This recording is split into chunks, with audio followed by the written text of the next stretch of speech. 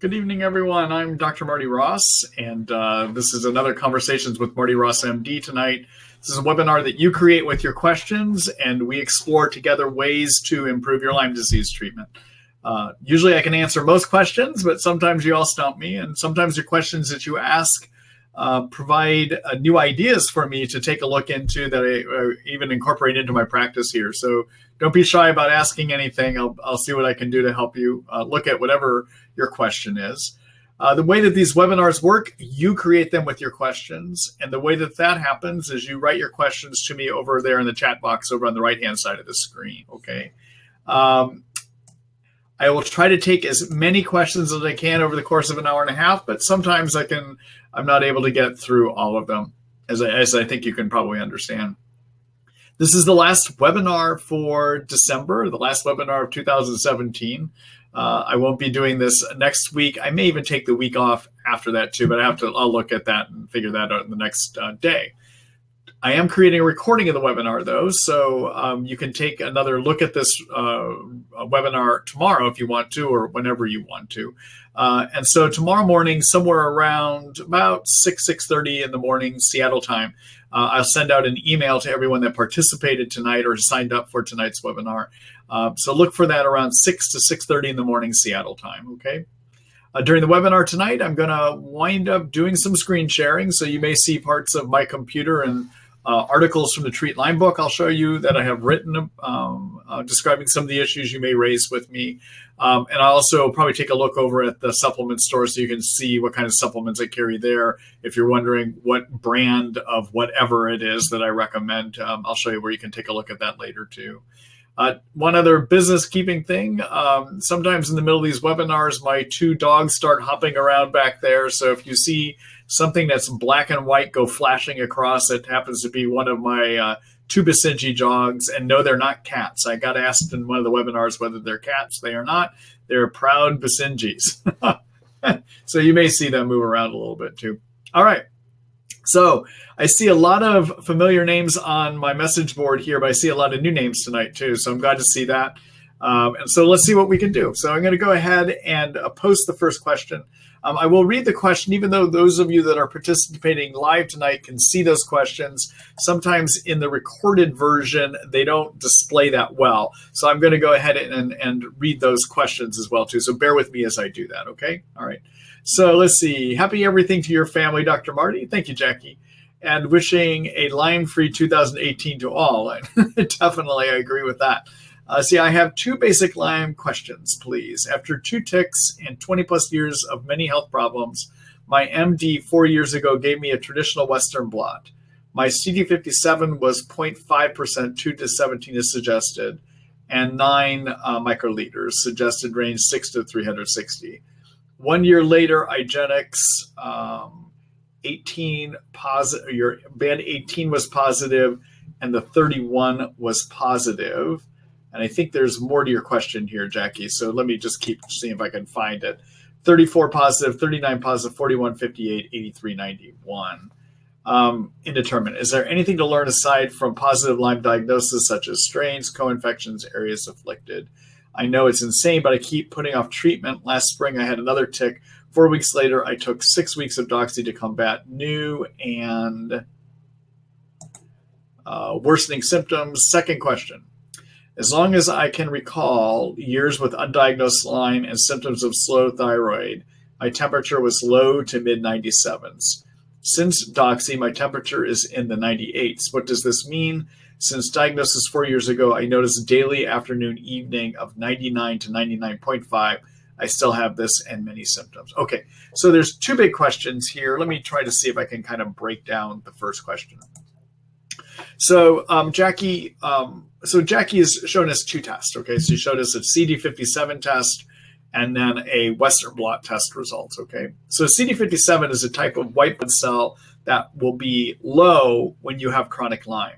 Now, there may be other things that cause it to be low too. So just having a low CD57 does not prove that it's Lyme that gave you the low CD57, but it is something we can see, okay? So again, CD57 is a very specific type of many kinds of white blood cells, and this one happens to be low in Lyme. We also know from research it can be low in HIV, for instance, and perhaps there are other infections that cause it to go to the low side as well too, okay? So I just want you to be aware of that, okay? Now, we consider a number to be low if that 9 that you have is less than 150. I consider that to be low, all right? Now, CD57, some of my colleagues will check these regularly throughout a treatment to see where you are, with some belief that if you're getting better with Lyme, your CD57 should be rising. The truth is, and there's been some studies done looking at this, that it does not happen, okay? So what happens with a CD57 is it kind of stays flat throughout your treatment. It'll oscillate up and down about 30% actually, but it's kind of staying around a horizontal line. And then towards the end of your treatment, when you're done, if it is going to go up, it'll spike up right at the end, okay? So it is not a useful test to follow how your Lyme disease treatment is going, because it oscillates on its own 30% up or down. So if you check it here on the high side and it oscillates down to the low side, that is just natural. You might get frustrated thinking it's getting worse, but that's just a natural thing. And again, it kind of oscillates over this horizontal line and then spikes at the end. Now, at the end of treatment, not everyone's goes up too. Okay, so and it used to be that some of my colleagues thought that if it was low at the end of treatment, that was a predictor of who was going to relapse. It does not predict who's going to relapse either, because you can have normal CD57s and still get into relapse situations. So I don't even bother doing the test anymore. I don't find it to be that helpful. But if you are looking for a clue of something that can happen when you have Lyme, a CD57 is one of those things. Okay, all right. Second thing, and Western blot is positive, like your IGeneX here, if you have antibodies against 2 of the following proteins. And those 6 proteins are the protein found at band 23-25, 31, 34, 39, and 8393, okay? So what those bands are, when you hear us refer to bands, they're actually proteins. And we're looking to see if you have antibodies against certain proteins. We identify them by what they weigh. And the band 2325, for instance, is a protein that weighs 23 to 25 kilodaltons. Again, if you have antibodies against 2 of those 6 that I just talked about, that constitutes a positive test, all right?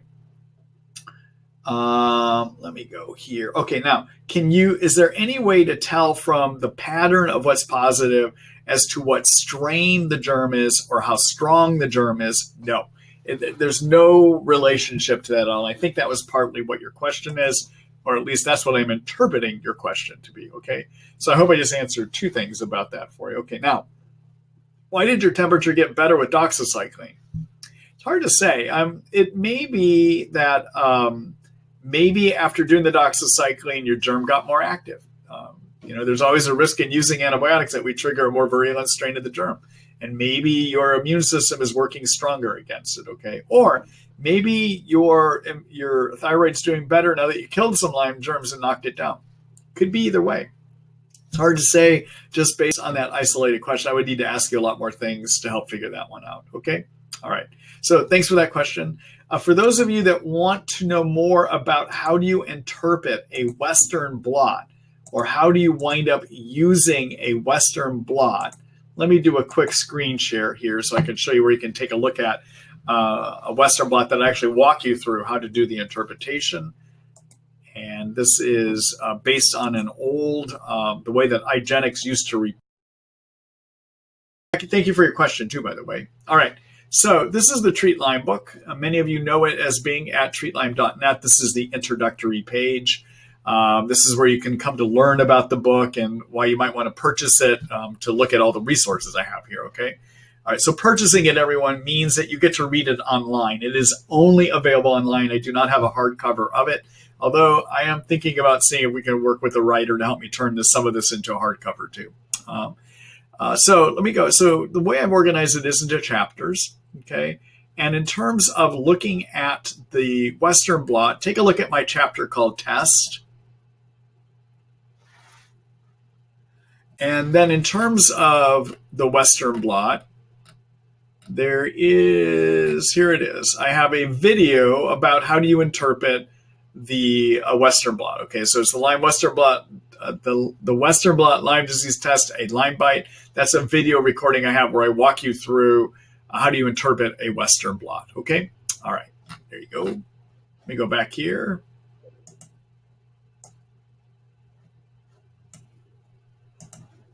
Let me try to go back here. All right. There we are, back again. All right. Thank you for that question. And good luck to you. Hello, Louise.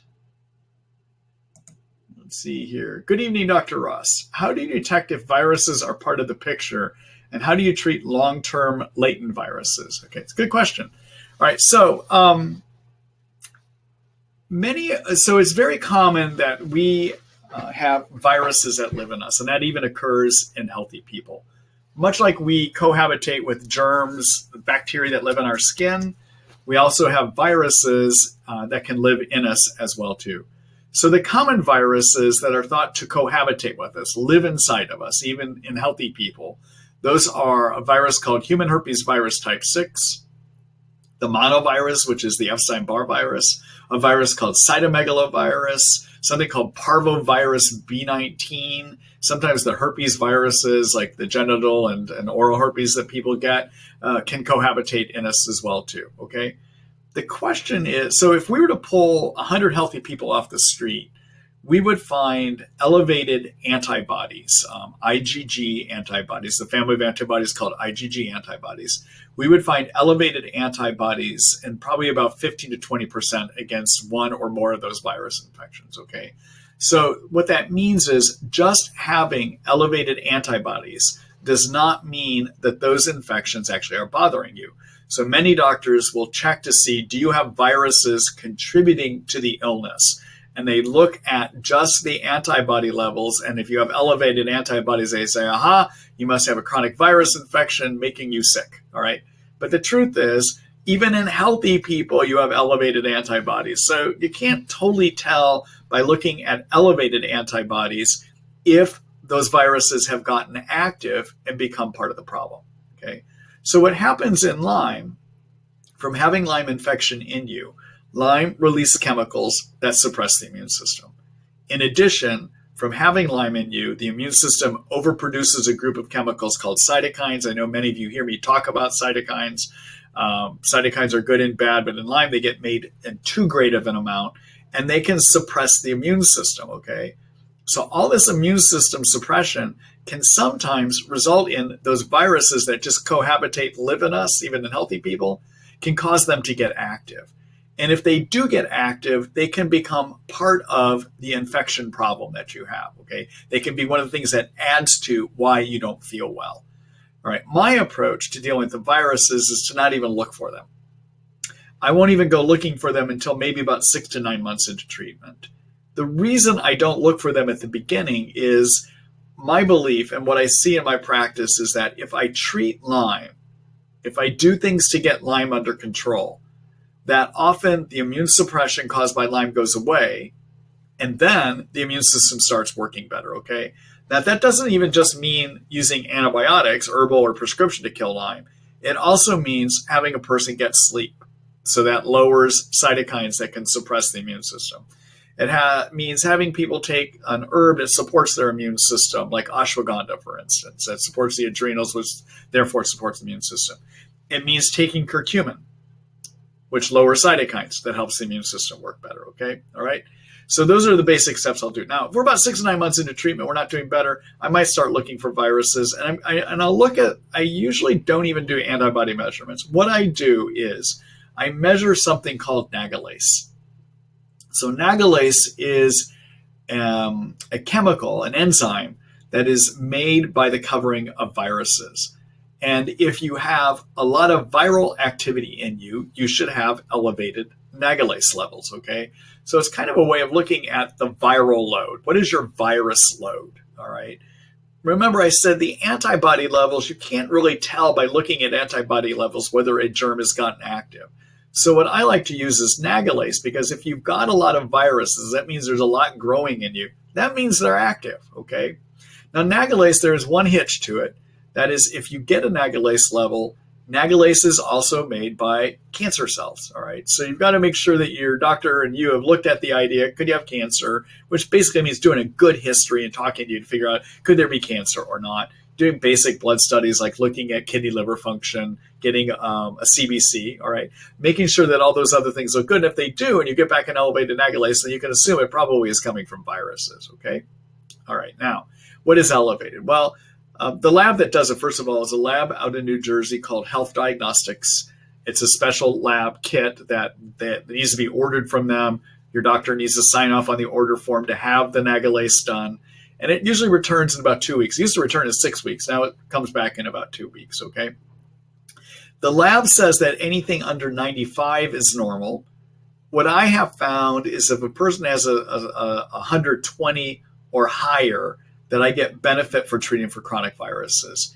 If it's 120 or lower, I don't find benefit for treating for chronic viruses, okay?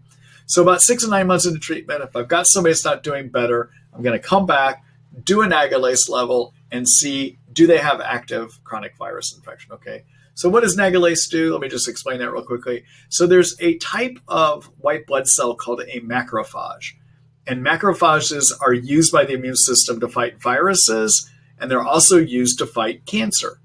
Okay, so the same cell fights cancer and fights viruses.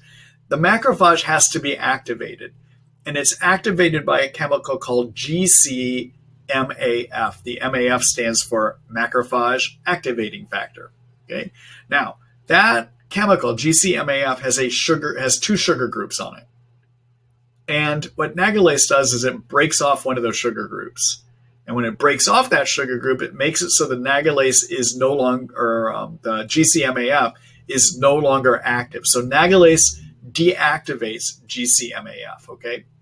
That's what it does, all right? So if I've got somebody with a nagalase of about 120 or higher, 1.2 or higher, not 120, 1.2 or higher, normal range the lab says is under 0.95, I find benefit treating at 1.2 or higher. Then what I do is I like to put people on an antiviral program, all right? Now, I want to keep something in mind. In terms of what prescription antivirus medicines we only have antivirus medicines that treat the herpes family and HIV/AIDS, okay? Those are our antivirals, okay? Well, actually, the flu virus too. Tamiflu treats the flu virus too. But so flu virus, human herpes, or the herpes family, we've got medicines that will treat those, and HIV. So the majority of viruses that might infect you and give problems, we don't have prescription antivirals, okay? So we have to use herbal antivirals. And what I like to do is the following.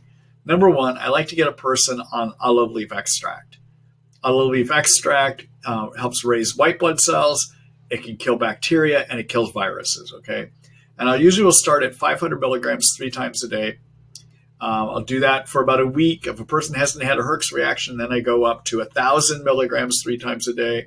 I'll do that for another week. And if after that week they haven't had a bad Herx reaction, then I go to 1,500 milligrams 3 times a day. You can have quite a Herx on it. You have to be careful, okay? Second thing that I do, I like to turn the immune system on, the cells that fight viruses. I like to turn on what's called cellular immunity, all right? And what does that very well is reishi mushrooms, R-E-I-S-H-I. I like using a product called reishi gano mushrooms made by a company called JHS Naturals. It's a 400 milligram pill, 1 pill 3 times a day. And then the third thing I like to do is I like using transfer factors. So transfer factors are proteins that are made by white blood cells that detect infection. And they're made by those white blood cells to target the immune system to fight certain specific infections, okay? So each kind of germ that gets in us, our immune system will make a transfer factor specific for it. So for instance, there's cold virus transfer factors, and there's mono transfer factors, okay? So Research Nutritionals, the supplement company Research Nutritionals, makes a transfer factor mix called transfer factor plasmic that has in it transfer factors against various viruses like the herpes family, like cytomegalovirus, like Epstein-Barr virus, like parvovirus B19, I believe, is part of that mix, but against a wide variety of those viruses. Okay, so my program is olive leaf extract, working up to 1,500 milligrams 3 times a day, reishi mushrooms 400 milligrams 3 times a day, transfer factor plasmic 1 pill 2 times a day. That's my antiviral program. I usually will do it over 6 months. Somewhere in about 2 to 3 months, I'll go back and recheck a nagalase to make sure it's dropping. Usually it does, and I want to treat until I get that nagalase somewhere below 1.2 or lower. That often is about 6 months that it takes to do that. Okay? All right. Hope that answers your question, Louise. I know that's kind of long-winded, but I hope that gives you the information you need. I have a lot of that in an article I have written about how do you treat chronic virus infections too. So let me just show that to you too, so you know where to look for it later. In my chapter called Infection Treatment Plans, there is an article called When and How to Treat Chronic Viruses, a brief guide. It talks about the testing I was just telling you about. It talks about GcMAF. It talks about how I use olive leaf extract. This is the article that you would want to take a look at, okay? It has that kind of detail in it, okay? All right. Let me go back here.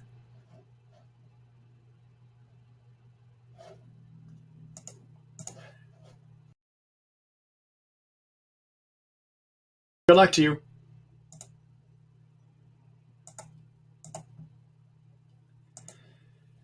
Hello, Susan. Hi, Dr. Ross. Let's see. Once again, TISC. Are you familiar with speech problems like the person has had a stroke? They have no control over their tongue. Is it common? Can it be cured?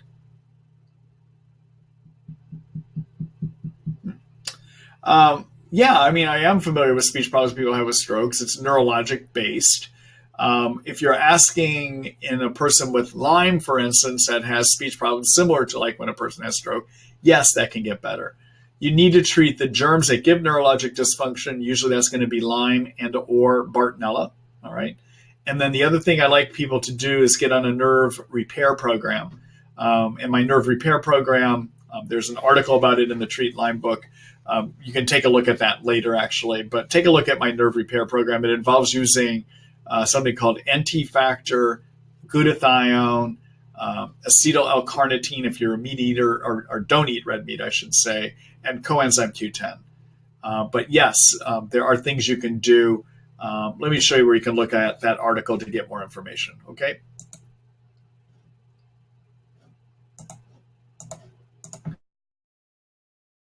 Book. Take a look at my chapters here again. And take a look at the brain and nerves chapter. Where'd you go? There it is. Okay, and then I would take a look at, I'm just trying to see here. Yeah, take a look at this. There's 2 articles I'd have you take a look at. Take a look at this one called My Brain Isn't Working, I Think. What Can I Do? Okay, that one's a possibility. The other one that has similar information in it is this one called Brain Fog and Lyme Disease. You can fix it. These are both about what to do for neurologic Lyme. Okay. All right. So take a look at those later. I think they'll give you the information that you need. Okay.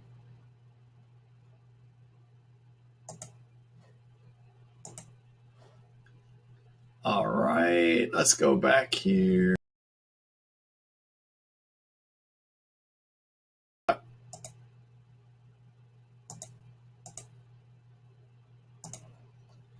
Hello, McKay. Let's see. Hi, Dr. Ross. I was just wondering how long it takes to get a response back about setting up an appointment, a phone consult, cost, etc. It says to please email, but haven't heard back. And this is my 3rd webinar. I've been reading book, but have a lot of questions. Thank you, and thank you for doing this. So, McKay, usually within about 24 to 48 hours, except on weekends. Obviously, we're not here responding on weekends. Sometimes Mondays get a little crazy here just because it's our first day back after the weekend. But usually Christine, who is the person that gets these, will respond to you within about 24 to 48 hours, okay? If you are not getting a response back, what I would do, McKay, is feel free to email me with that, and I will share it with her. My email is docmarty, DOCMARTY, at the Healing Arts with an S partnership.net. So it's Doc Marty, DOCMARTY, at the Healing Arts partnership.net. Okay. Now, I want to let you know I'm currently not taking new patients for in-office visits. I am still very much available for doing my phone consult service, though. So just be aware of that, too, if you're calling to get set up. My practice is very full. I don't have room right now for new in-person visits, but I am doing the consults still. Okay. All right. Sorry that we're not getting back to you. I'll talk to Christine and see what's going on, too. She's usually pretty responsive about getting back quickly with people. Okay. All right. Thank you. Good luck to you.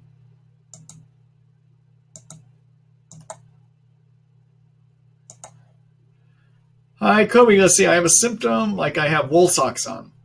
Occasionally, it turns into restless legs. I will, on occasion, just feel like elevating legs above my head. With restless leg syndrome, I have found Banderol will calm it down quickly, but the wool sock feeling returns. What is it? So that wool sock feeling is probably a neuropathy or a nerve injury symptom, okay? Abnormal skin sensations like wool socks, or sometimes you feel like you're wearing gloves.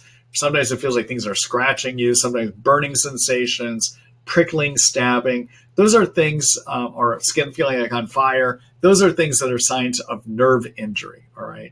So in terms of things that give nerve injury in Lyme, think the Lyme germ, also possibly Bartonella would be a cause, all right? So you want to make sure you're doing things for that. And then you want to do things to repair that nerve injury, all right? And what my nerve repair formula is take NT factor, the product called NT factor, and you want to do 2 pills of it 3 times a day for 2 months, and then you decrease it to 1 pill 3 times a day for the next 4 months, okay? And what NT factor does is it is made up of a bunch of fats that repair the cell membrane of your nerves.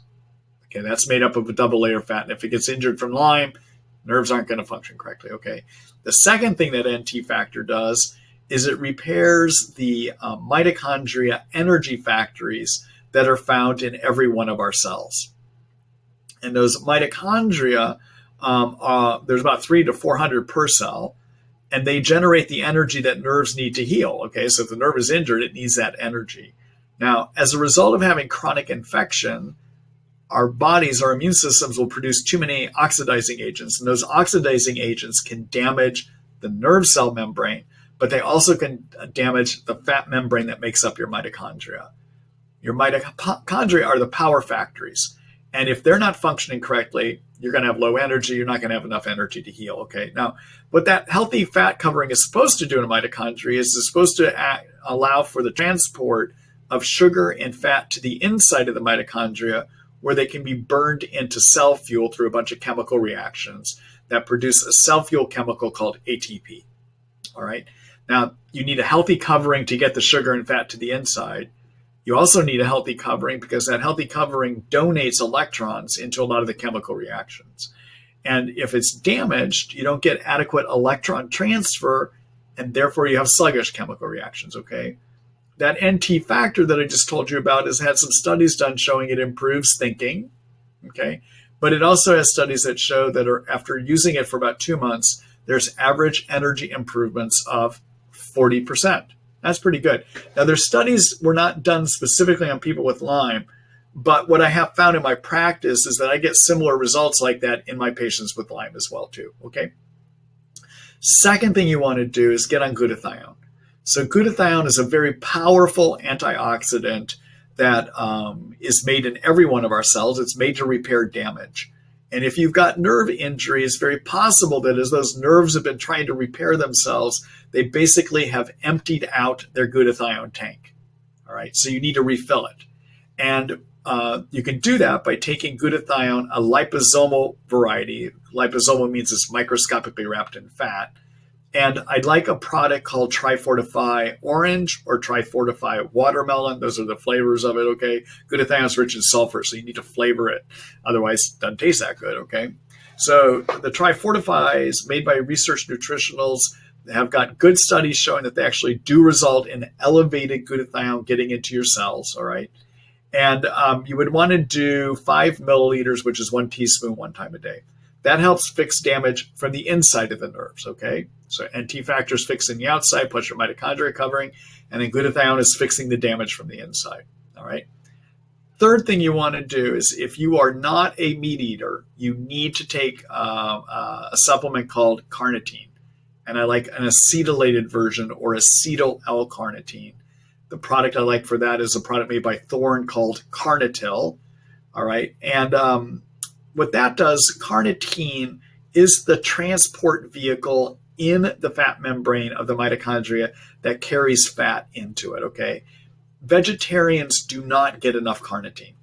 So that's if you're a vegetarian, that's why you want to do the acetyl L-carnitine, 500 milligrams twice a day for 1 month, then decrease it to 1 pill 1 time a day. Okay. And then finally, the fourth thing to consider being on for nerve repair, to heal repair or to repair your nerves, is coenzyme Q10, also called CoQ10. It's a transport vehicle that carries electrons around your mitochondria.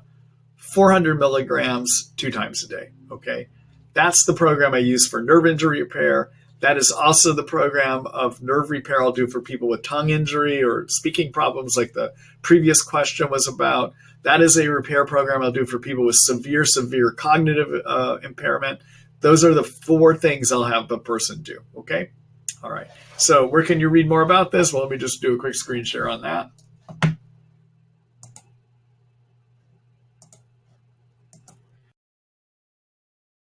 Brain and Nerves chapter. Again, you'd click here on Brain and Nerves. Take a look at the article called Neuropathy Repair, Heal That Tingling, Numbness, and Pain, which essentially has the same recommendations as my one on brain fog and Lyme disease, okay? You'll see, if you read both of these, you'll see the similarities between the two, okay? All right. Now, let me show you one other thing, too. So I talked about a number of products tonight. This is my store called Marty Ross MD Supplements. Just so you know, there's some changes underfoot here with the store, too, those of you that get things from us. Number one, we have a new logo that's almost near being completed that you'll see here soon. So if you come here and it looks different, just know it's intentional. Secondly, I realize how difficult it can be to find things on my store at times. So we're doing a site redesign that will be coming out somewhere in January, early January, which is going to have a huge search bar right at the top. So it's going to function like Amazon site does, basically, so that you can find things easier, okay? Right now, if you want to search for any of the supplements I'm recommending, though, click on this search icon right here, and there's your search bar. It just pops out. In the future, it's going to be a huge search bar right up here at the very top, okay? All right. So one thing you can do is just type in what you want to, or you can search for supplements by medical problems and by manufacturer. In terms of who makes some of these things I've been talking about, Research Nutritionals is one of my favorite supplement companies just because of the quality of the products that they have. They do good stuff, all right? And so, for instance, here's their coenzyme Q10. It's called CoQ10 Power. This down here at the bottom, let's see. Where's my NT factor? Here's the NT factor that I've been telling you about. Right there. Okay, so we have it there. And then in terms of the Tri-Fortify, so there's 2 forms of Tri-Fortify. Here's one, the Tri-Fortify Orange. Again, we have that here too. Okay, so if you're wondering where to get some of the products I recommend, especially if I even use generic names, just enter the generic name up here like curcumin. If you want to see which curcumin products do I recommend, just go ahead and put curcumin in. And then there you are. There's my curcumin products. And for curcumin, I either recommend this Mariva product over here, or I recommend the Curcumin Pure by Research Nutritionals. Okay? All right, let me go back here. All right, and anyone can order from our, I'm more than glad to make my supplements available to anyone that needs help from them, okay? All right. Thank you for that question. Good luck to you, and good luck with your nerve repair, okay? All right. All right, let's see. Hello, Andrea. Let's see, is fibromyalgia actually Lyme disease? For some people, it is. Let me tell you what I know about that. Okay, so I have a practice in Seattle, Washington, far removed from the common areas of Lyme, if you will. Although we have it out here. I mean, I've had people that have gotten tick bites in Seattle and gotten Lyme, but we don't have the prevalence like the East Coast does, where New Jersey, 95% of ticks are shown to carry Lyme. Okay, it's a disaster out there, but we have it out here too. Okay, all right. So my practice, how I got into treating Lyme is in 2000, I decided to start practicing integrative and alternative medicine alongside using prescription medicine. And the first thing I did is I added acupuncture into my practice. So I do acupuncture too. And what started happening, because I was doing acupuncture, a lot of people with fibromyalgia started showing up in my office. And gradually that brought people with chronic fatigue syndrome, because they're really, fibromyalgia and chronic fatigue are actually two poles of the same illness, okay? So I started getting training then. I trained with Jacob Teitelbaum, learning how to treat chronic fatigue syndrome using integrative medicine. And I was doing acupuncture for my patients with their fibromyalgia on top of things like that. And about 2004, a patient of mine said, I want to be tested for Lyme. And at the time, I really was not that Lyme savvy at all. And so I told her, I said, okay, I'll do it. And I didn't do the best test. I did a DNA PCR test, which will only find Lyme if you have it 30% of the time. It's not what I would do now. But so her test came back positive. And that was an eye-opening experience for me. And what I decided to go back and retest all of my patients then that had been diagnosed with fibromyalgia or chronic fatigue syndrome. And I did a Western blot. I did the best test, actually, the Western blot test, then on all of those patients, or the best test that was available at that time. And what I found is that that in my practice in Seattle, Washington, of people that had fibromyalgia chronic fatigue syndrome, 30% tested positive for Lyme. It's pretty high, actually. And I suspect out on the East Coast, where Lyme is much more prevalent, that that there's a higher percentage of people that have the diagnosis of fibromyalgia and chronic fatigue syndrome that actually have Lyme causing it, okay? So nowadays, when I have somebody that comes into my office that has chronic fatigue or Lyme, chronic fatigue or fibromyalgia, as part of my workup, I'm going to try to figure out whether there's Lyme disease as part of it, right? So is fibromyalgia Lyme disease? I think probably a lot of people, it is. Out here in Seattle, Washington, probably about 30%. Probably on the East Coast, it's higher. All right. Thank you for that question, Andrew.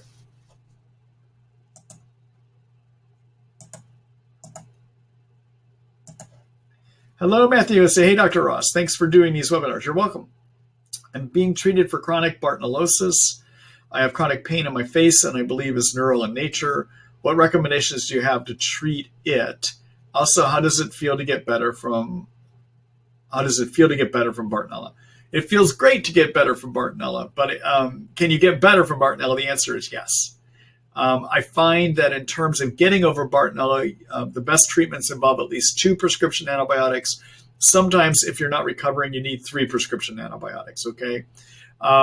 So I've written articles about that. I'll show you the antibiotic regimens later. I'm not going to do that now because you're not asking that, but I'll show you an article you can look at for my recommended antibiotic regimens to get over Bartonella. When you're on the right Bartonella regimen and if Bartonella is causing your pain or your problems, usually within 1 to 2 months, you should start seeing some resolution of those symptoms. And by 4 to 6 months, most Bartonella treatments are done. With at least 2 or 3 prescription antibiotics, Bartonella, I think, can be knocked out about 95% of the time. You will get into people that have relapses, okay? All right. In terms of what you can use for chronic pain, so the pain part can be really difficult. Nerve pain is difficult, okay? Number 1, repair your nerves, all right? Nerves that are injured will hurt. So the last question that I just answered was a whole question about how do you repair your nerves. Follow those steps. Do the NT factor, get on glutathione, go ahead and do acetyl L-carnitine if you are not a meat eater, and then be on CoQ10. You've got to fix the nerve injury and you've got to fix your mitochondria to get rid of your pain, okay? Number 2, make sure you're getting adequate sleep. You've got to get 7 to 9 hours of sleep a night because if you're not getting adequate sleep, nerve pain goes higher, okay? All right.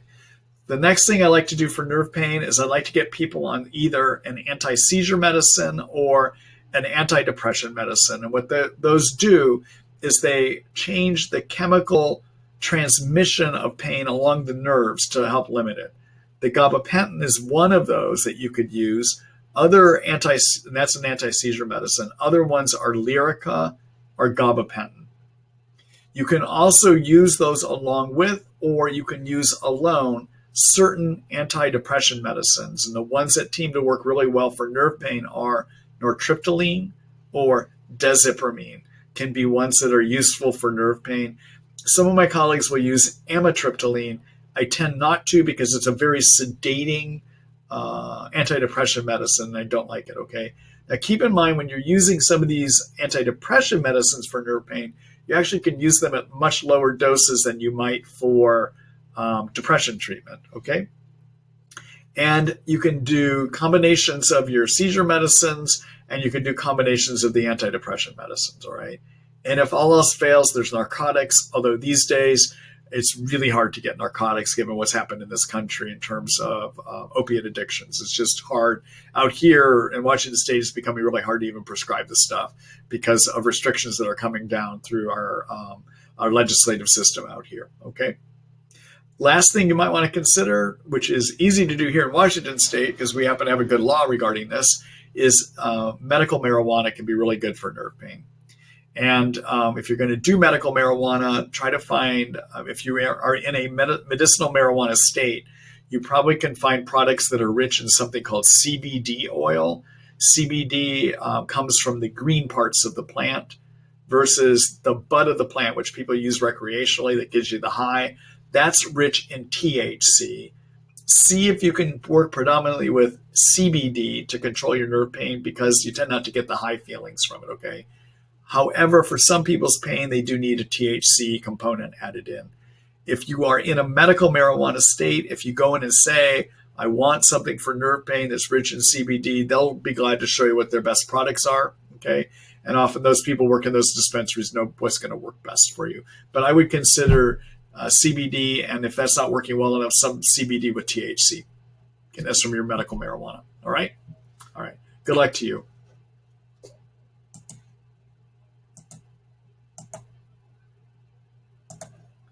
Hello, Catherine. Let's see. Do you sometimes have a reaction to alpha lipoic acid? I take a small amount of powder, tip of a knife and a blade, and rice milk, and sometimes have pain and sleeplessness. Is it a detox reaction? So I don't know if it's a detox reaction, Catherine, and I haven't seen people specifically have that kind of a reaction. However, what I'll tell you, there's a Marty Ross MD rule in medicine, okay, which is anything can happen to anyone with anything. And it sounds kind of weird, actually, but it's true. You can have side effects to anything, and the side effect you have may be completely different side effects anyone else has. So if the alpha lipoic acid is doing that, probably stop it. I'd probably see if you can find something else, okay? Alpha lipoic acid, everyone, is an antioxidant that helps raise glutathione levels. Catherine, you might try just glutathione, like I recommended earlier, as an option. 5 milliliters 1 time a day of the Tri-Fortify product. Or another thing you could take if you want to work with supplements that are building blocks that raise glutathione, consider taking something called N-acetylcysteine. NAC is what it's also called. I have a product by Thorne called Cystoplus. It's 500 milligrams 3 times a day. It's used as one of the building blocks to raise glutathione levels. Okay? All right.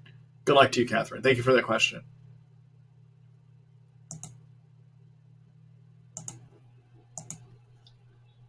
All right. Hold on here, everyone.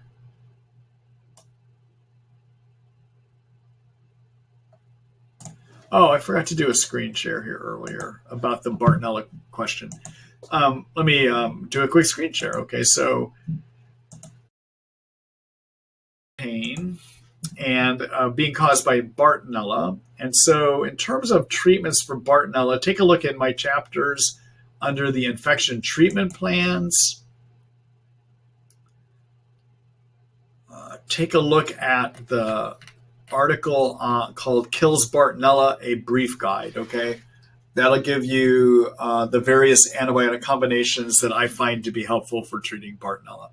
And I stage them based upon which has the greatest chance of working for you. I grade them into 3 different grades. I even include herbal recommendations in here as well too. Okay. All right. Go back here.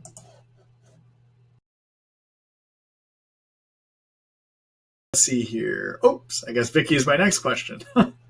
Let's see here. Hi, Vicky. Let's see, Dr. Ross, why, in your opinion, is Lyme such a political hot potato? So many people are suffering, and yet the government and medical community are making it more difficult to get treatment. Vicky, it's a great question, and I will tell you, for a good review on why, take a look at a book called Cure Unknown. That's C-U-R-E and then Unknown. It was written by Pamela Weintraub, Weintraub, probably about, I think maybe around 8 or 9 years ago now.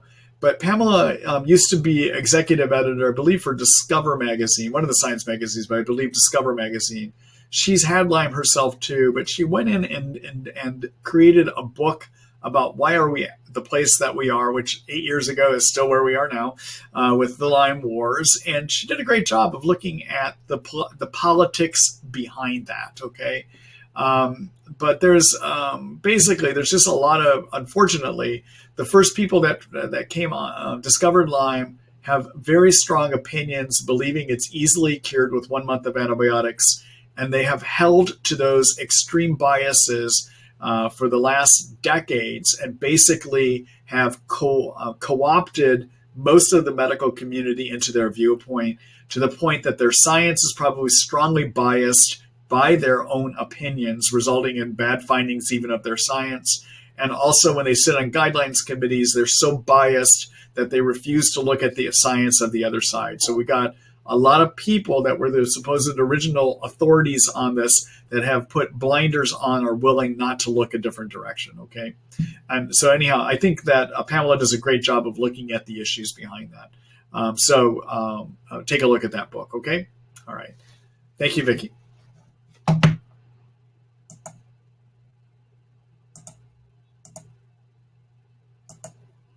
Hello, Kate. Hi, Dr. Ross. I've been diagnosed with Proteomics rheumatica, but my doc doesn't have any ideas for treatment.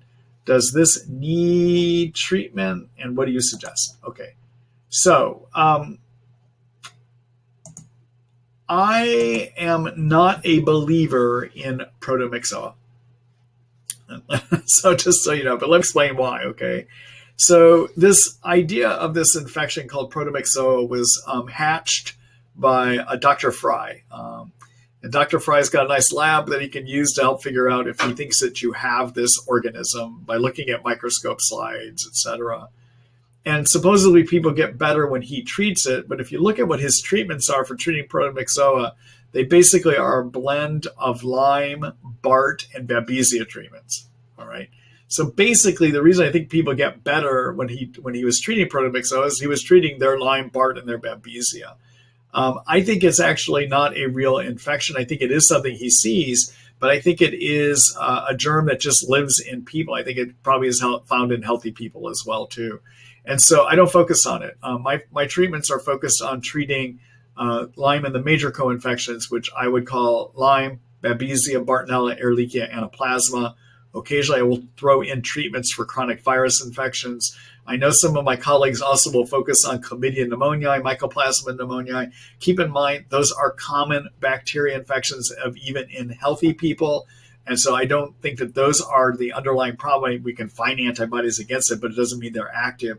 But also a large number of the treatments we use for intracellular Lyme that lives inside of your cells, those antibiotic, herbal, and prescription antibiotic regimens will take care of your mycoplasma and your chlamydia, okay? But Proteomics, I just think is an interesting idea. I'm just not a big believer in it. And I don't think I've taken care of a lot of people that basically left Dr. Fry's clinic, and we did better by focusing on their Lyme, Bartonella, and Babesia and got them well that way, okay? So I wouldn't focus on it. I don't think I would take the resources to do that. All right. Thanks for your question, Kate. Good luck to you.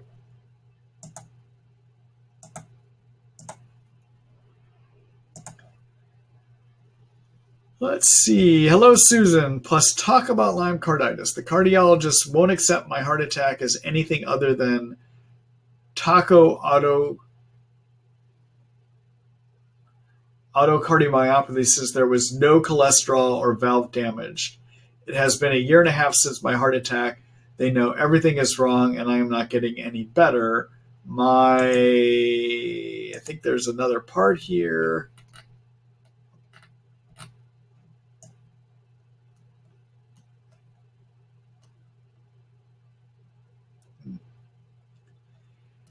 Susan, I'm sorry, I don't see a second part to your question. Other than what I would say is, yeah, I think Lyme can give heart attacks. I don't know that it was the cause of your heart attack, but I guess it's the best I can say. I don't see what else you wrote here, unfortunately, so it's not showing up on my board.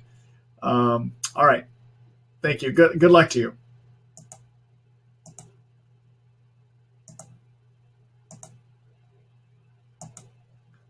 Hello, Callie. Help! H. pylori has reared its ugly head for the fourth or fifth time in 6 years. Why? It keeps cycling between positive Lyme, Babesia, and H. pylori. I don't know if I have a great answer, but one thing you might want to try is so when it's difficult to get over infections, think biofilms. All right. And so biofilms are basically any germ can grow biofilm. Biofilms are layers of slime that Lyme, yeast, parasites, H. pylori bacteria can grow that block the immune system and also decrease antibiotic sensitivity. Okay. Biofilms are complex structures. They actually have a mucus polysaccharide sugary slime that is held together in a protein skeleton made up of blood clotting protein called fibrin. Within biofilms, not only would you have like an H. pylori, for instance, but there are other bacteria that live in those biofilms as well too. And all these bacteria have different functions. It's like a finely functioning town where there's a post office, there's bacteria, they all perform different functions, all right? But you want to probably, what I would do is, in addition to doing your regular H. pylori treatment this next time, I would do something that breaks down biofilms. I would take a look at, regarding that, take a look at the article that I have posted that right now is available for free in the Treat Lyme book. It's an article on biocidin. Even though I did not specifically address it in the biocidin article, biocidin could help with biofilm of H. pylori and probably can treat H. pylori as well too. I would take a look at the recommendations I have in there for biocidin liquid, not the liposomal variety, but rather the biocidin liquid variety. And you might try to use that along with prescription antibiotics the next time they treat your H. pylori. It's probably this biofilm that's blocking your treatment, okay? All right. Now, keep in mind, when you read my biocidin article, which is currently available at treatlyme.net, it is available for free right now. It's not one of those that requires a subscription. I'm probably going to leave it up that way for a little bit longer, but eventually it will be one of those that require a subscription too. I did not specifically mention H. pylori in there, but the research would suggest it should take care of H. pylori as well as H. pylori biofilms too. All right. All right. Good luck to you, Callie.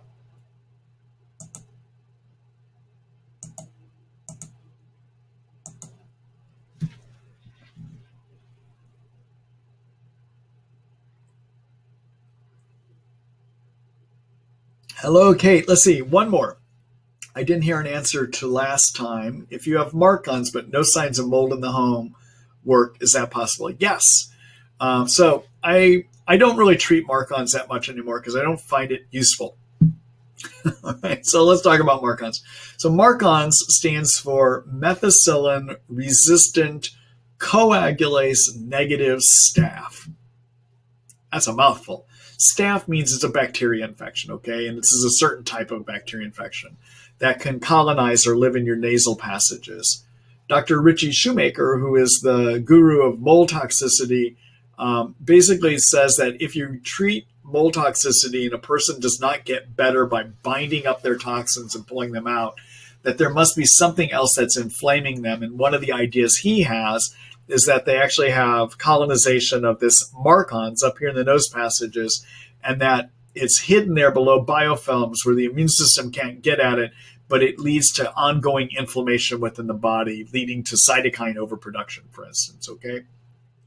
And there is a culture you can do to see if you have it. And then the idea is if you wind up trying to remove it, that eventually inflammation would go down. Now, the problem with MARCoNS that most of us have found after working with it for years is you can't get rid of the stuff. You can temporarily. You can use antibiotic nose spray called Beg nose spray. You can use rifampin. You can use combinations of both of those, and you'll get it to go away. But it comes back.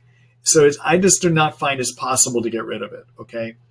Nor do I really see that after I get rid of it by culture, do people do any better. So I think it's one of those nice ideas, but I don't think it has any bearing on how people's health actually does, okay? So I don't test for it, I don't treat for it anymore because I don't find benefit, nor do I find that we can eradicate it, okay? Now, can it happen to people that don't have mold exposures? Yes. What Dr. Shoemaker was trying to say is that after you clear mold, if people remain inflamed, still sick, there must be something else that's triggering it, okay? And he said, let's look for MARCoNS. Now, it isn't that MARCoNS comes from a mold building. MARCoNS is actually a bacteria that happens to live in us and happens to just colonize our nose passages. I think he was wrong in interpreting that that is a cause of ongoing inflammation. I think it is actually just another one of the many kinds of germs that cohabitate and live in our bodies, okay? Much like we have bacteria that live in our skin, all right? So I hope that answers your question.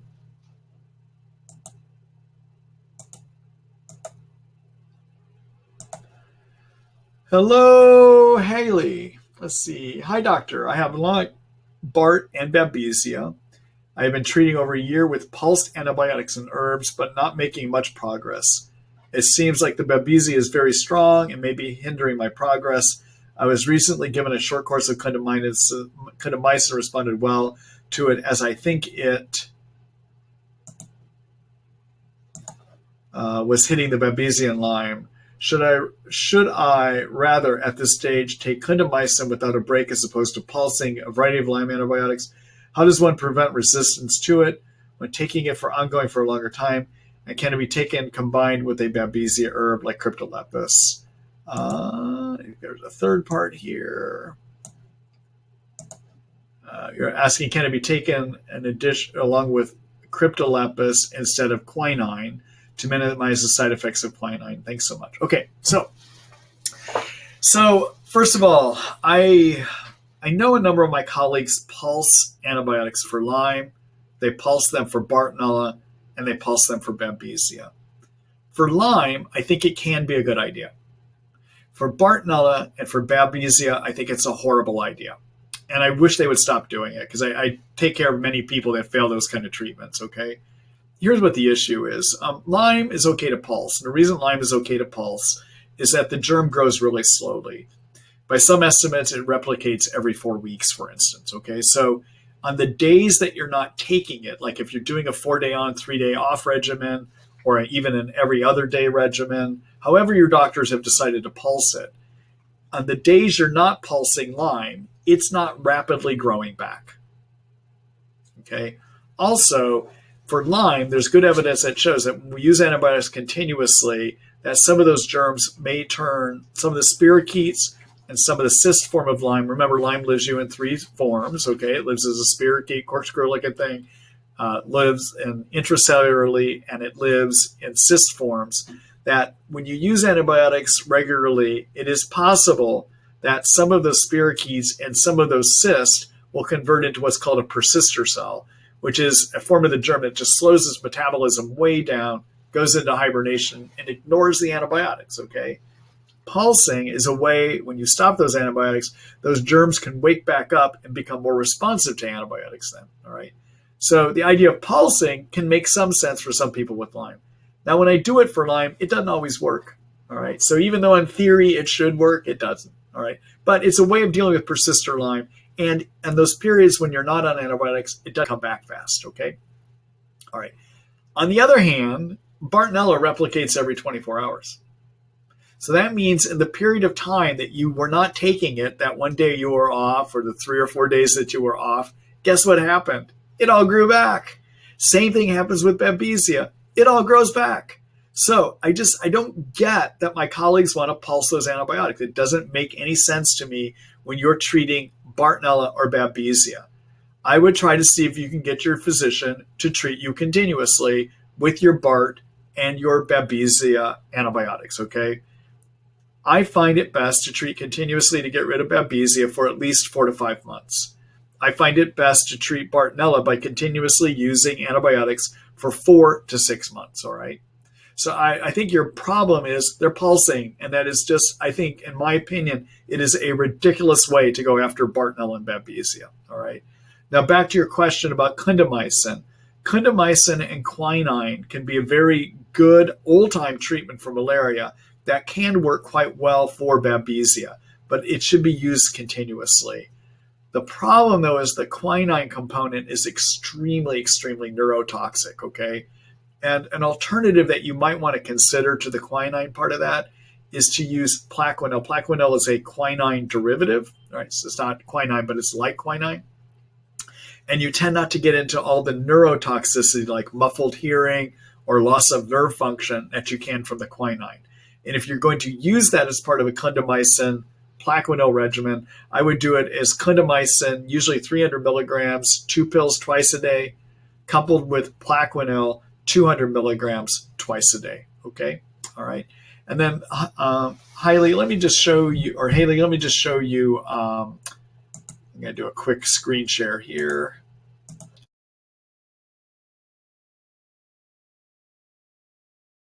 Kills Bartonella article. For which ones to use continuously for Babesia, take a look at my Kills Babesia article, okay? All right. And I'm not a believer in pulsing antibiotics for those co-infections. Let me go back here.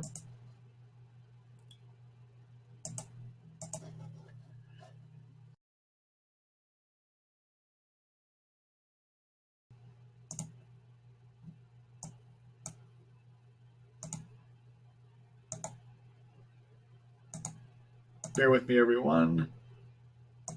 Just trying to move around the parts to her questions so I make sure I see your other questions. All right. Hello, Todd. Let's see here. With my Babesia, I only get sweats during hours I'm awake. Everything I read says night sweats are a symptom of Babesia. Could it also be I have Bartonella, or are there other reasons to get sweats besides tick diseases? Good question.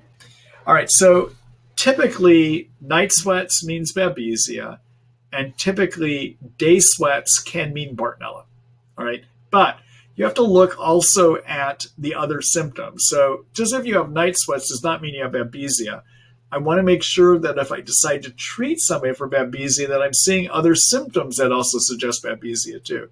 And those other symptoms would be things like panic attacks, temperature instability, like you're hot 1 minute, cold the next minute, racing or skipping of the heart, headaches in the front of the head, feeling like you're going to pass out from time to time. One of the more interesting ones, people with Babesia have frequent deja vu experiences. Okay, so those would be things I would think of when I'm trying to figure out if somebody might have Babesia. There's also a physical sign that people with Babesia can have, and that is they get these little cherry red spots that look like a blood blister under the skin. That's a Babesia rash. Okay, if you get a lot of those, that can indicate Babesia. But and then Babesia gives just severe fatigue as well too. I'm usually not going to make a decision to treat for Babesia just based on night sweats, though. I want to see something else there that says Babesia, okay? At least 1 or 2 other symptoms, all right? Bartonella symptoms can include pain on the bottom of the feet. Oh, Babesia also can have air hunger too, all right? All right. Bartonella can give day sweats, can give pain on the balls of the feet, ongoing anxiety or depression, bladder irritability like urge to pee or burning on urination. Sometimes people will have restless leg syndrome, which is a feeling of things crawling on your legs. You have to move them around a lot. Neurologic symptoms like nerve injury, so burning, numbness, tremors, seizure-like activity, feelings of internal vibration. Those are things that can suggest Bartonella. And then Bartonella can have a unique rash that looks like stretch marks. Bartonella, also like Babesia, can give air hunger. And again, Bartonella can give you some of those day sweats, okay? So you'd want to see if you have a number of those symptoms, okay? Now, keep in mind also that, remember, in Lyme, as many of you know from listening to my webinars or reading my material in the Treat Lyme book, Lyme disease is a syndrome of too many cytokines or excess cytokines. So cytokines are chemicals made by white blood cells when they see infection. And they're good and bad, okay? On the good side, those cytokines turn the immune system on to fight infection. They cause more white blood cells to be made, and they draw those white blood cells to where the infection is, okay? Now, that's all great, all right?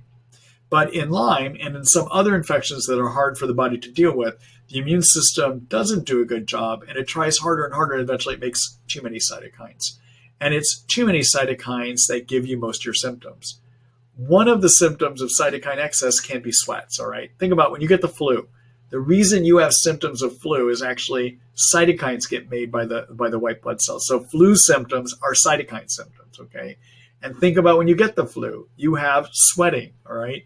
That's the cytokines triggering that. So you have a great question here, and that could all sweats necessarily be Bartonella or Babesia? No. Sometimes they're just excess cytokines from having Lyme in you too. You can have Lyme sweats as well, all right?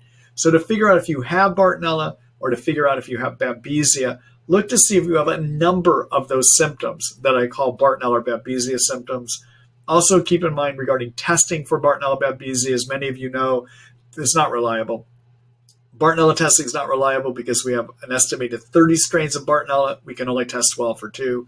Babesia testing is not reliable because we have an estimated 15 to 20 strains, maybe more of Babesia, and we can test well for about 2 or 3 strains. That's it.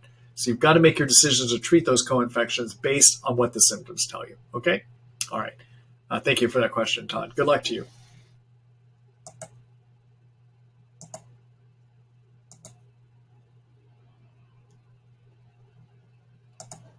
Let's see. Hello, Sue Ann. Let's see. Good evening, Dr. Ross. Good evening to you. Let's see. Sue Ann again. Let's see. How do you know if you need to do a parasite cleanse? Have you ever heard of taking turpentine to kill parasites? What are your thoughts on it? Thank you so much for your valuable insights. Merry Christmas to you and your family. So, Sue Ann, so I will think of parasites, intestinal parasites specifically. If I've got some, all right, so why do you think about parasites? Why would I even bother thinking about parasites, okay? So keep in mind, as I've said a number of times tonight, Lyme disease is a cytokine excess syndrome, okay? It's those excess cytokines that suppress the immune system. It's those excess cytokines that disturb your sleep. It's those excess cytokines that interfere with the functioning of your hormonal systems. It's those excess cytokines that make it so you can't think, give you fatigue, make you hurt all over. It's all about the excess cytokines, okay? All right, so when I treat somebody for Lyme, I'm trying to think what's contributing to that cytokine pool. Lyme, the Lyme co-infections, sometimes too many yeast in the intestines. So if you've looked at my treatment protocol in the Treat Lyme book, you see that I treat yeast pretty aggressively. I go after yeast to lower cytokines, okay? What else can trigger cytokines? Mold toxicity. Some people with Lyme have mold toxicity contributing. That triggers cytokines too. Parasites can trigger cytokines. Viruses, like that earlier question tonight, chronic virus infections can trigger cytokines, okay? So we need to look at all the possible ways, especially if somebody's not getting better, okay? So who am I going to think about parasites in? Well, I'm going to think about parasites in somebody that's done international travel, that might have been to Mexico and had that fruit that wasn't cleaned well enough, and now they've got parasites, okay? Especially somebody that's done international travel to less developed countries. I might think about, did they pick up a parasite while they were there? I'm going to think of parasites in somebody that had drank well water at one time or a lot of their life. Even if they said the wellhead was tested clean, you can still get parasites, okay? All right, I'm going to think of parasites in somebody that has a lot of intestinal symptoms like gasiness, bloating, diarrhea, constipation. That doesn't get better when I treat their yeast. Then I might think about parasites, all right? All right. Now, in terms of parasites, many doctors will say they only treat based on the test. In other words, do stool testing to see if you have parasites. The trouble is with that idea is that parasites are hard to see. And you can have parasites and even have normal testing. So you've got to decide to treat parasites based on could they be there, all right? And if they could, then you wind up treating for them, because you want to lower them as a source of cytokines, okay? All right, so have I heard of a turpentine cleanse? No, I have not. I'm not even sure if it works at all, okay? Herbally, what I like to kill parasites is black walnut. A black walnut hull, sometimes the volatile oils like rosemary, tea tree oil perhaps, garlic can do it too. Those would be the kinds of things you might think about killing parasites. And what I would use if I'm going to treat parasites herbally, I'm going to use the biocidin that I mentioned earlier tonight. And again, there's a whole article in the Treat Lyme book that is available without subscription right now on biocidin. Take a look at it. I mean, it's a great herb for Lyme, biofilms, decreasing antibiotic resistance in Lyme, treats yeast biofilms, treats any bacteria biofilms, and treats parasites, okay? And if you have parasites, I would look at either the pill form or the liquid form and how I recommend using that in the article. The other way that I like to treat parasites, which I think has got probably more usefulness in terms of effectiveness, is to use a prescription medicine called Alinea. Alinea is very expensive, though, unfortunately. It can run around $1,200 for a 3-week treatment, but I will just give people Alinea. It is a 500 milligram pill that you would take twice a day, and I would do that for 3 weeks. That is a medicine that acts as a universal anti-parasite, meaning it can kill about any kind of parasite, okay? I know some of my colleagues also use it because they think it can kill Babesia. I question if it doesn't. The reason I don't think it works on Babesia is Alinea is useful for what are called anaerobic bacteria like Lyme. It can kill Lyme.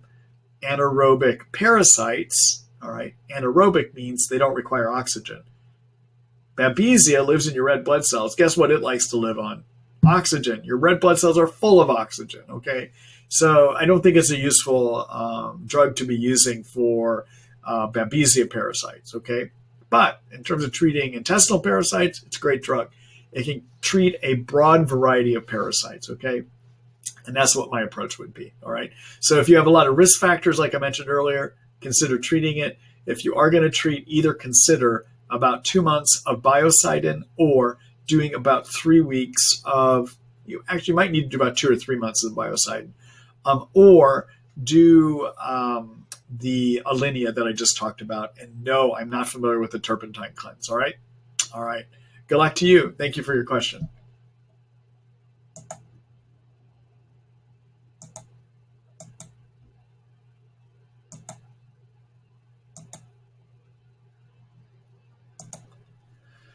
Hello, Kobe. What do you think of GcMAF for high nagalase? I like it, but it's hard to get your hands on these days. GcMAF, everyone, I talked about earlier as being elevated or being a chemical made by viruses that is made in excess that can actually break off the sugar group, okay?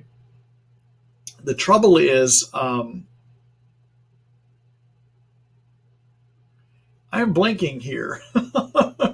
So it's not GcMAF. So GcMAF is the chemical. There is another treatment for it that I am blanking on that is no longer available here in the States. Hold on just a minute. I need to look at something. We'll look at this together. We'll go hunting. All right, I'm going to do a quick screen share here.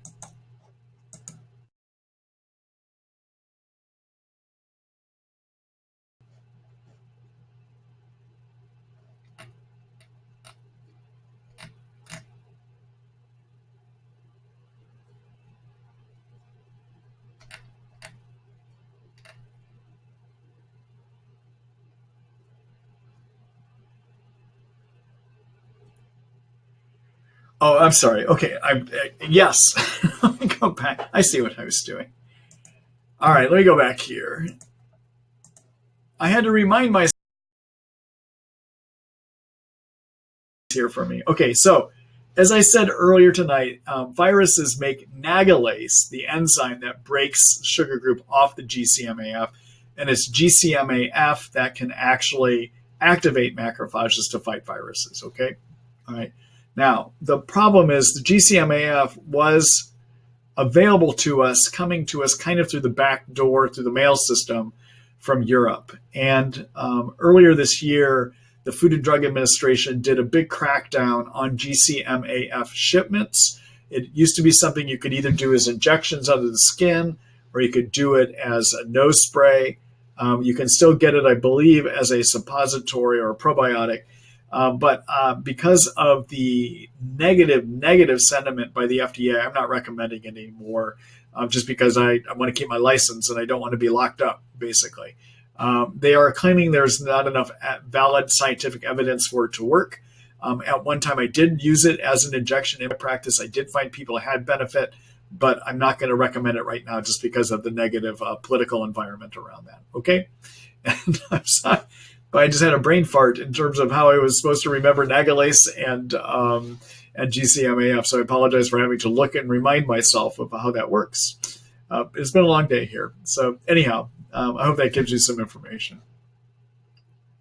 Kobe, I take a look at the other ways that I mentioned earlier tonight to treat chronic viruses. It was one of the first questions of the night, using olive leaf extract, using the reishi gano mushrooms, and also using the transfer factor plasmic. And in fact, I think I find as good a result using that as I did when I was using the GcMAF a number, probably about a year and a half, 2 years ago is when I was doing that. Okay? All right. All right. Hello, Andrea. Let's see here. What is your opinion on 10-pass ozone for Lyme? So ozone is an oxidizing agent. Hydrogen peroxide is an oxidizing agent. Vitamin C at very high doses IV, like 30 to 50 grams, is an oxidizing agent. I know that may sound kind of strange because we think of vitamin C at low doses as being antioxidant. At high doses, it becomes an oxidizing agent, okay? Oxidizing agents damage fat membranes, meaning they could damage your cell membranes.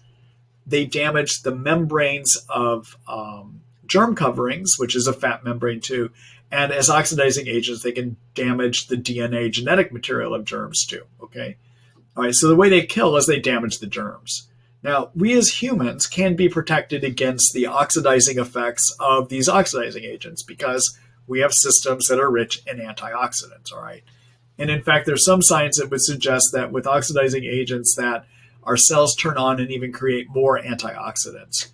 However, the problem that I have with ongoing use of ozone or high-dose vitamin C or even hydrogen peroxide is we do not have long-term studies showing if there's damage that occurs from doing these to the cells, to our matrix, us personally, okay? And so I don't recommend it for that reason.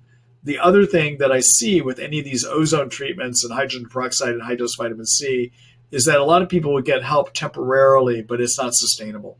Ultimately, you need to go in and do other ways of killing the germs.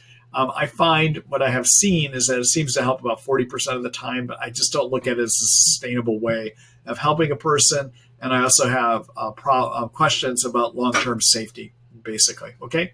All right. Thank you for that question, Andrea.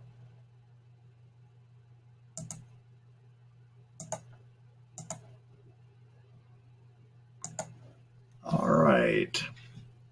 Hold on here just a minute.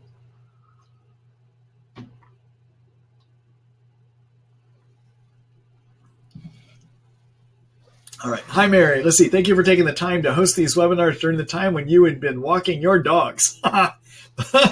They're actually being quiet tonight. I don't know if you've noticed that. They haven't been zipping around. Thor is just sitting right over here on the side on my exam table, all curled up in a pillow I have there, and Halo's hanging out below me in a crate that I keep here for when they're actually seeing patients with me. So anyhow, they'll be like me. I did a Basinji control earlier, and that is I took them out for a very long walk at lunch. So I think that paid off. So thank you for that comment. So let's see. In a previous webinar, you said when Lyme has been in a person for more than a year, you'd treat that person with 2 months of antibiotics for each month on the day they got sick. Let me clarify what I said. What I said is that if you've, in terms of trying to determine how long it's going to take to get well, if you start your antibiotics within the first month of your tick bite, usually you're going to do 1 to 2 months of antibiotics and you're done. That works for 90% of people. Their Lyme is gone. But that's only if you get started in the first month of your tick bite. Okay? All right. Now, if you start getting treated within the first year of that tick bite, but it's beyond the first month, what I find is that an average treatment length is 2 months of antibiotics for each month beyond that first month. So for instance, if you start your treatment in the second month, it's going to be about 4 months of antibiotics, okay? If you start, it'll be about 2 months of antibiotics in the second month. That's 1 month beyond the first month, okay? If it's in the third month, which is 2 months beyond the first month, that's going to be 4 months of treatment, all right? All right, now, when you start your treatment at a year or more after your bite, what I find is an average length of treatment, no matter how long it is in there, is about 2 years, okay? So just to clarify that, all right? Let me see what your other part of your question is, though. Let's see, I never remember being bit by a tick except for a vague memory of possible tick bite about 10 years ago. Do you recommend I take antibiotics? If I should take antibiotics, how long do you recommend that I take antibiotics, or should I take herbs instead of antibiotics? Okay, so the reason to treat for a tick bite or for Lyme is if you have Lyme disease, okay, or could get Lyme disease, all right? Now, if so at the beginning, like within the first month, you want to prevent the Lyme germ from setting hold. That means definitely get on antibiotics, all right? If you have about 10 years down the road and you're healthy, I don't think there's any reason to treat. I think it's very possible that people can get Lyme in them and never develop Lyme disease. I want you to hear that, okay? You can have Lyme infection that does not create a disease state, meaning that your immune system works and it does what it's supposed to. It keeps a germ under control. Or your immune system works and gets rid of infection, okay? So I usually, if I've got somebody, for instance, says they have a spouse, for instance, that has Lyme and they want to be tested, but they have no symptoms of Lyme, I do not advocate testing them. Part of the reason is even if it came back positive, for most people, if you have Lyme in you for a year or more, we can't eradicate it. So if I'm going to use antibiotics, I can't use them necessarily to eradicate the germ in somebody that's had it for a year or more. Somebody that's had it a year or less, I might be able to eradicate their germ, but not if it's been a year or more, okay? I use antibiotics in people that have had Lyme for a year or more to help them feel better, to help lower their germ load so they can start functioning again. I do not use antibiotics in people to wipe the germ out if you've had it in you for a year or more, because I don't think we can. So if I've got somebody that has a positive Lyme test that has no symptoms, I'm not going to use antibiotics. The reason I'm not going to use antibiotics is they don't have any symptoms, right? Secondly, if we use antibiotics, there is always the risk that we'll use antibiotics that germs can become more virulent. They can become stronger, all right? Now, when somebody has Lyme with a lot of symptoms, well, that makes sense to do it because they got so many symptoms that the risk of creating a stronger germ is outweighed by the risk of getting their neurologic dysfunction to go away or their brain to start working again or their fatigue to get better, okay? But if I've got somebody that has Lyme in them or could have Lyme in them that doesn't have Lyme disease symptoms, I'm not going to treat with antibiotics and I'm not going to wind up using even doing a test. Okay, I'm not quite sure if that answers your question, but I think it may. Okay, all right. Thank you for that. Thank you for commenting about my dogs. All right.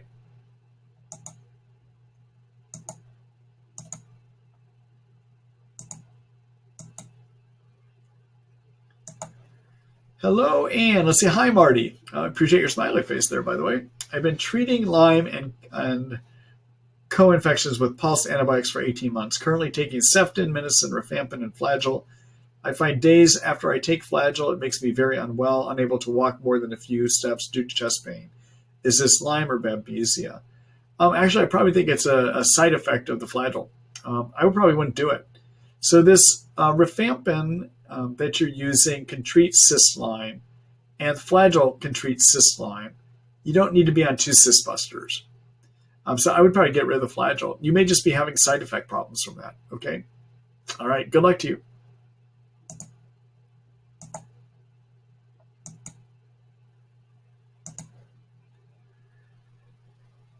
All right, let's see. Hello, Pamela. Let's see. I've had frequent bouts of erythema nodosum in my lower legs during the course of my Lyme. Why does this suddenly appear and take anywhere from a couple weeks to several months to leave? Is there anything I do to cause this? And is there anything I can do to get rid of it faster? So erythema nodosum, everyone, is a type of rash that can be kind of painful, actually, when it occurs in people. that can occur in Lyme. It can occur in other infections as well too, or other situations. Pamela, I don't have a specific treatment for it other than to say treat your Lyme. Keep working with your antibiotics to treat your Lyme. And I don't have any explanation as to why it might take longer or shorter to get rid of. Okay? All right. Good luck to you. Thank you for that question.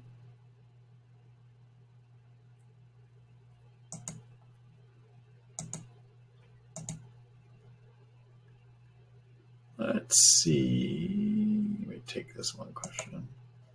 Hello, Matthew. So it's not anti-factor. Matthew's question is, how is anti-factor spelled?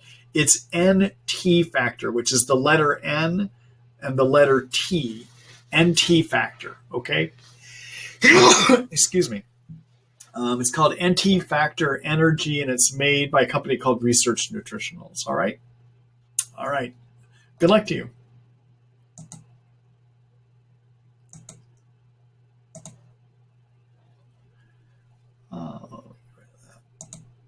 Oops, I guess I already showed that one. All right. All right, everyone. That's it for me for tonight. It's around 6:27. So I've enjoyed visiting with you tonight. I want to wish everyone happy holidays, whatever holiday it is that you celebrate. I'm going to actually be heading back to Indiana myself to see my mom. And three of my siblings, 2 are coming in and 1 lives there. So that's where I'm going to be heading, Fort Wayne, Indiana. If any of you happen to be back in Fort Wayne, that's where I'm heading back for the holidays. That's where I'm from. So I'm going to be heading out of here tomorrow. So I'll be talking to you after the first of the year. It may be that first Wednesday after the first of the year. But I wish all of you good holidays. I wish you all a happy new year, okay? And then later tomorrow morning, somewhere between 6:30 a.m. Seattle time, you'll be getting an email from me that will have a link to the recording of tonight's webinars. It is very likely I will also have a link in there to sign up for the next series of webinars when they occur in January. I may not, though. This webinar platform that I use has done an update that I could move to, that I need to read a little bit more about, but I may move to their updated version, which gives me the ability to actually stream these on Facebook at the same time as we're looking at them here, which I think would give more people a chance to see it. And I'm trying to decide if I'm going to set up on their new platform tomorrow or not. And I may not have that all figured out by tomorrow when I send out the notice for next week's webinar, okay? All right. Here in a second, I'm going to transfer all of you that remain here over to the Treat Lyme book. You're going to land on the page that you can sign up for a subscription to it. I appreciate if you do that. You'll appreciate it too, because you're going to get some good information there about ways to improve your Lyme disease care. Okay, I think you can see that tonight from some of the things I showed you.